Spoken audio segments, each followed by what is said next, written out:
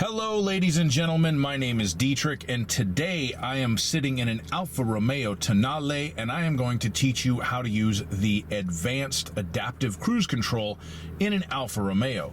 So the controls for the advanced adaptive cruise control are all here on the left side of the steering wheel. I need to push the mode button, and when it says speed control ready, that means we are in the mode to use the adaptive cruise control. That's the one where it will maintain a distance from the car in front of us, and in this car it can bring the vehicle to a complete stop as well.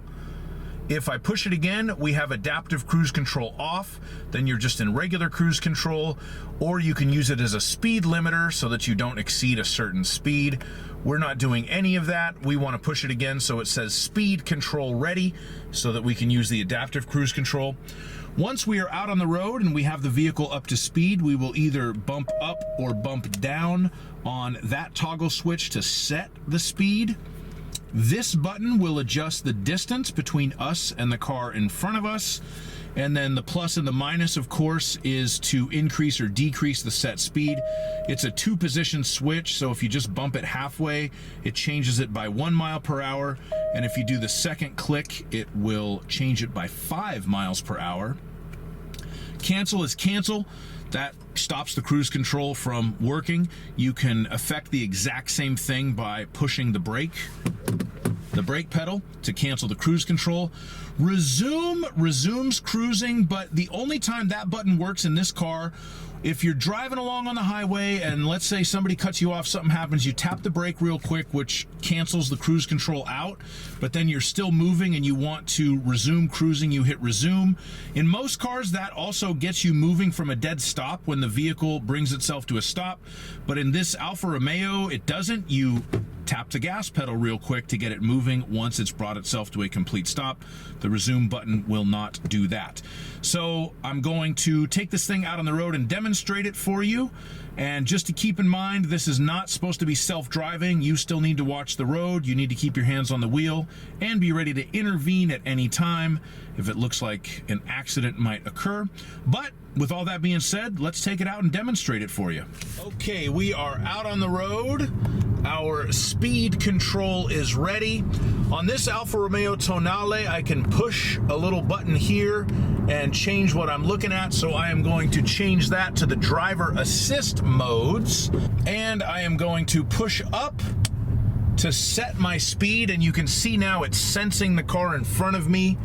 And the car in front of me happens to be coming to a complete stop. Well, so we're slowing down. I do not have my foot on the brake. 3, 2, 1, 0. Now we have come to a complete stop with the car in front of us moving forward. Let's see. I need to tap the throttle to move forward to keep up with traffic. And we are going to come to a stop again. Traffic is very heavy at this moment, but that's fine. This is where the system does its best work. I film these demonstration videos on surface streets because it's easier to get the car to come to a complete stop.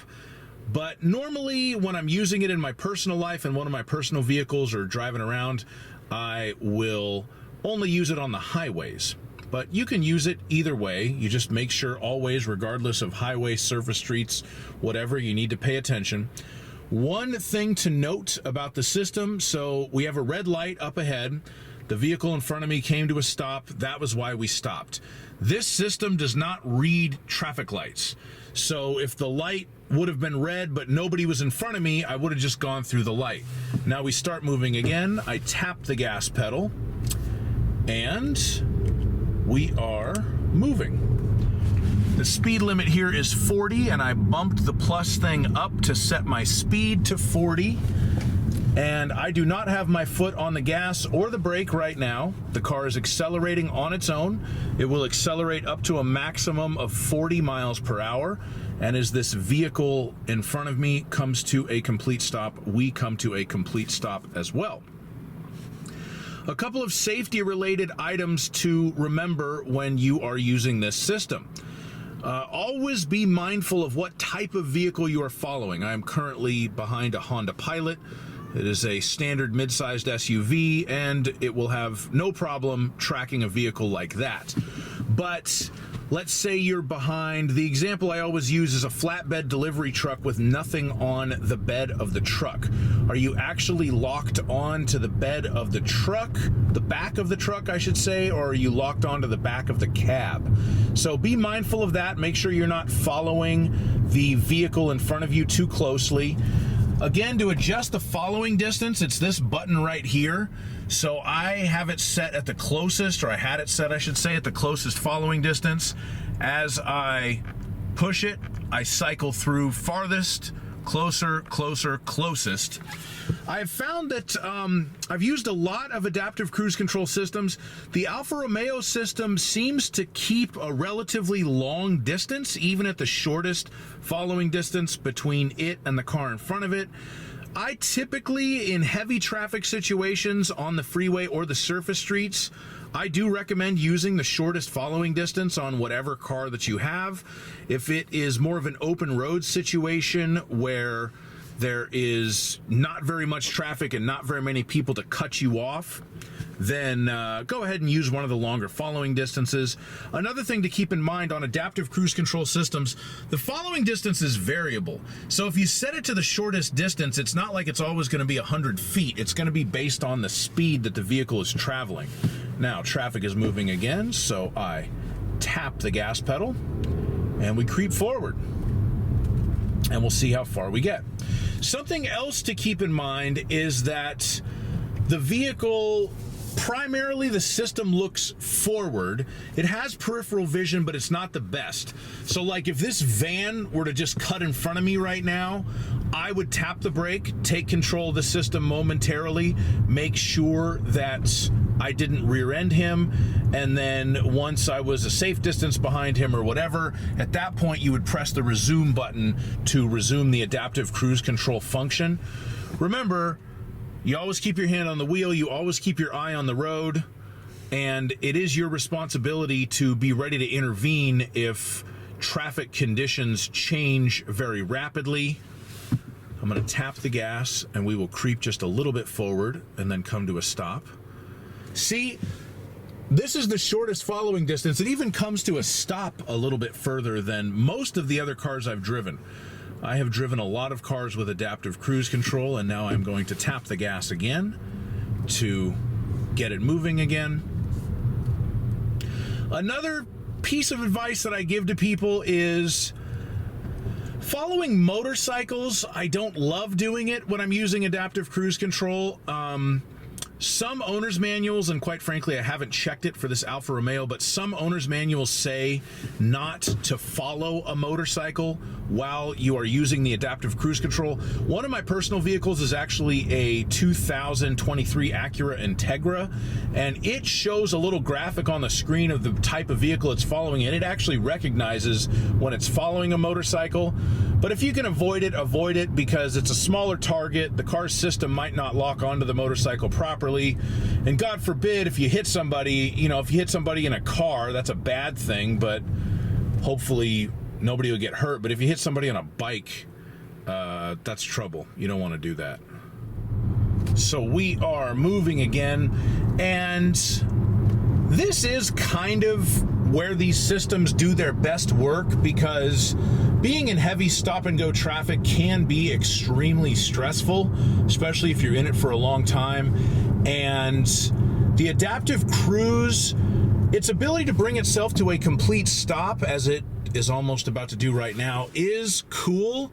But this is actually, okay, now see, here we go. Yellow light, I'm going to tap the brake. The car would have gone through the intersection there, and we would have been stuck in the middle of the intersection behind that white truck if I hadn't hit the brake, because it doesn't read traffic signals. So I have now hit the brake. I have taken control of the system. I'm holding my foot on the brake. But as I was saying, where this system does its best work is that sort of like medium to heavy traffic, where it's like you're going 12 miles an hour, you're going 5 miles an hour, you're going 6 miles an hour, you're going 2 miles an hour, you're going 15 miles an hour, you're going 2 miles an hour, because it handles all the gas brake, blah, blah, blah, blah, blah, and it just makes life a lot easier. Now, this is an interesting situation. We're going to get a green light. I'm going to push resume. So now I have resumed the cruise, but you can see here, we are not locked onto any vehicles in front of us. And this is something that you need to keep an eye out for. Now, it's seen the car and it's slowing down. So you'll know when it's locked on when you have that icon of a car right there. If, let's say, you're on the highway and it's highway speeds and you've got it set to 70 and there's nobody in front of you and you're just humming along at 70, and all of a sudden you see that the traffic up ahead has come to a dead stop, something happened, or if there's a traffic signal all of a sudden or something like that, hit the brakes. That's the type of situation where you want to take control. This system is designed to track the car in front of you, not be driven directly at a brick wall and have itself come to a stop. So that's one more thing you need to keep in mind.